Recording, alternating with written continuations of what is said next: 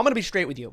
I have been wildly uninspired, unmotivated, and truthfully just depressed with NFTs lately. The innovation right now is dog water, and the market is just pumping and dumping on each other. There is practically nothing that is exciting me about NFTs at this moment, except for this one project that I just found called Rainmakers. Now, before you get all excited, this is not your typical PFP or membership pass or even your degen free mint with 15 whitelist spots and you have all 15 of them. This is actually a Web 2 company, DraftKings, and their daily fantasy, but they've introduced NFTs into the mix. Now, if you're someone like me, you absolutely love the NFL and you love fantasy football. So the more I looked into DraftKings Rainmakers, the more I got interested. I went down the rabbit hole a little bit further, watched a few card pack openings, and at that point was pretty much instantly hooked. This project is very similar to NBA Top Shot, so if you know what that is, it's almost identical. It's almost exactly the same thing except with football, where you have digital player cards for pretty much every single player in the league, but each one has a limited quantity, and there's a rarity tier structure to assign values to each one of those players. Now, the cool difference here between this and NBA Top Shot is that DraftKings takes it a step further and allows you to play in daily fantasy football tournaments with your NFT player cards. Some tournaments have bigger prizes and thus require higher tiers of rarity, like this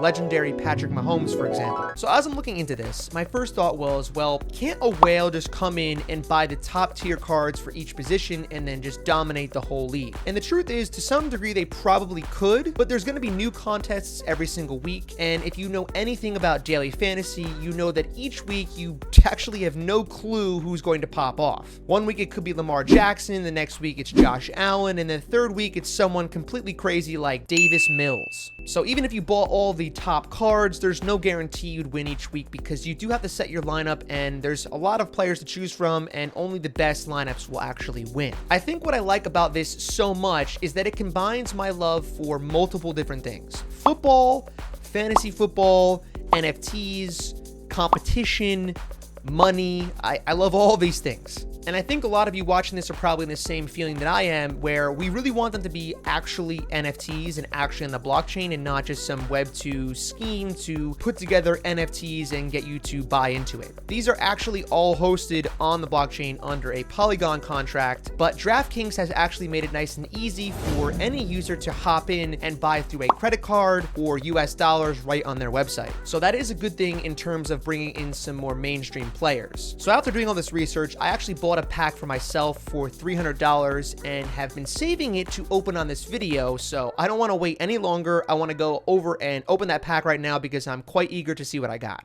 I actually already opened up one of the core packs, which came with an Alexander Madison core, a Mike Evans core, which is not bad, and then I got a rare Seth Williams, who, let's be honest, nobody knows who Seth Williams is, myself included, so that's just pretty much useless. But let's do it.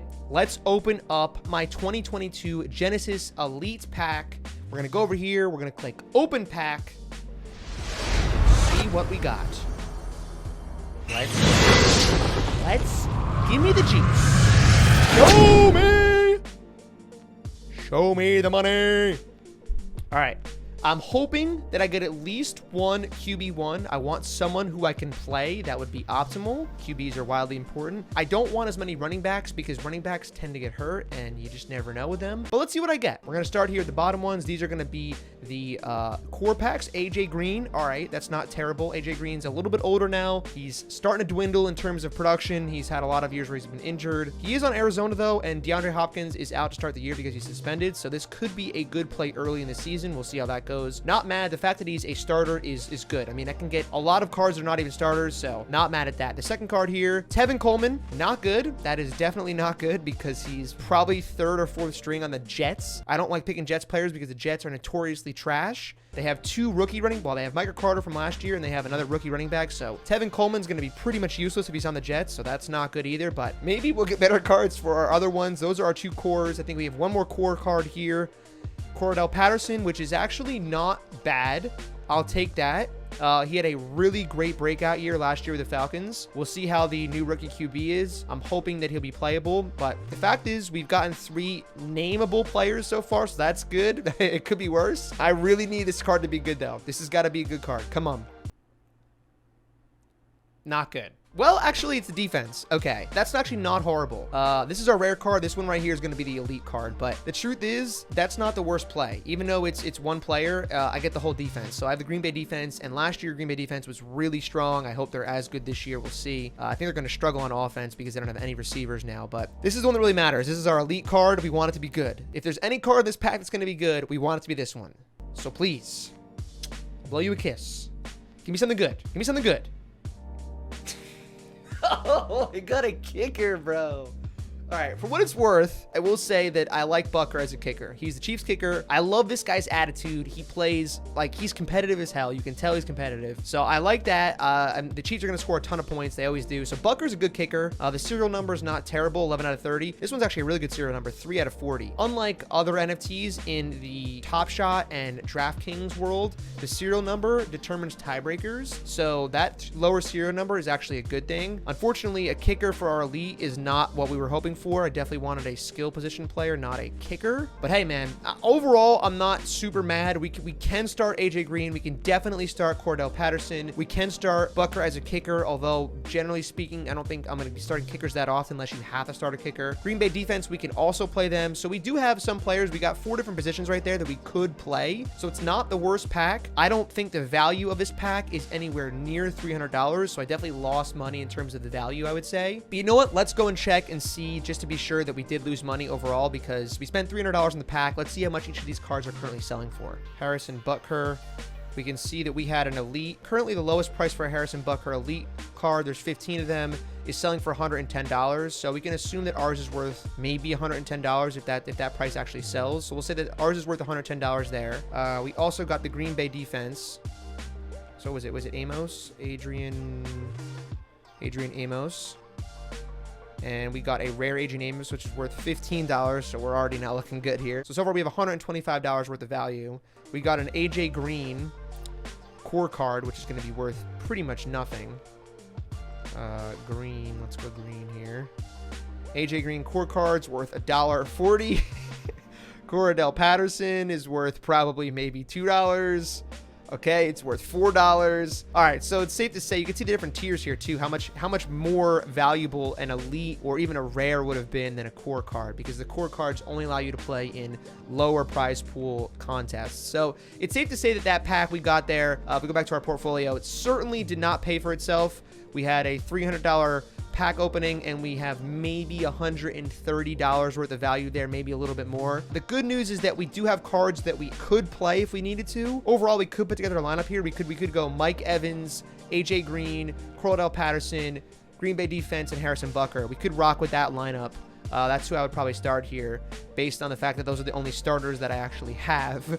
But so far, not great. I'm probably going to end up buying more packs because I really want to put together a great team. I might actually go over on the marketplace and just search for cards that I want and buy them directly, because then I'm guaranteed to get those cards. So I might just do it that way. I think it's going to be a better bang for my buck instead of trying to play the RNG or the random number generator and pull packs and just hope for the best. So as you could probably tell, there are 5 rarity tiers for each card.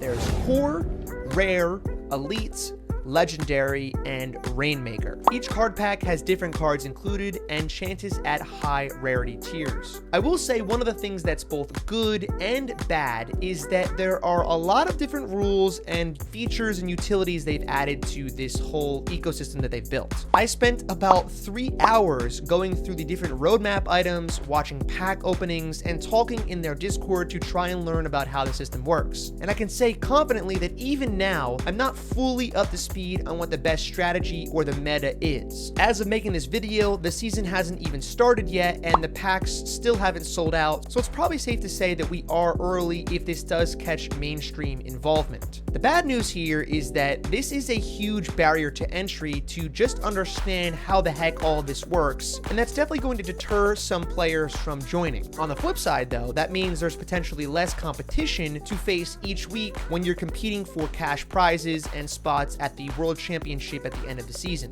If you are able to play in the top tier contests and you win, you get a seat at the finals where the lowest possible takeaway is $5,000. And that's not bad, honestly. $5,000 is $5,000, and it only goes up from there if you place higher. But it is hard to say right now just how good or bad our odds are at making it into that finale contest in the first place. I guess the only way to really find out is to play and see what happens. So with that being said, let me know if you're going to check any of this out in the comments down below. I could talk about football all day, so if you want to chat me up in the comments, I'm going to reply to all the comments on this video. Curious to see what you guys think. I'm not sure that it's going to be a super popular topic, but right now with how the market is, I figured why not give you guys one of these examples of a product that I'm actually interested in and trying out and see what you think. Because so far from what I found in my own Discord and my private membership, which you can join right up here or down below in the description, there are a handful of people in NFTs that also really like daily fantasy and fantasy football. So the crossover to me seems really exciting, and let's see how it goes.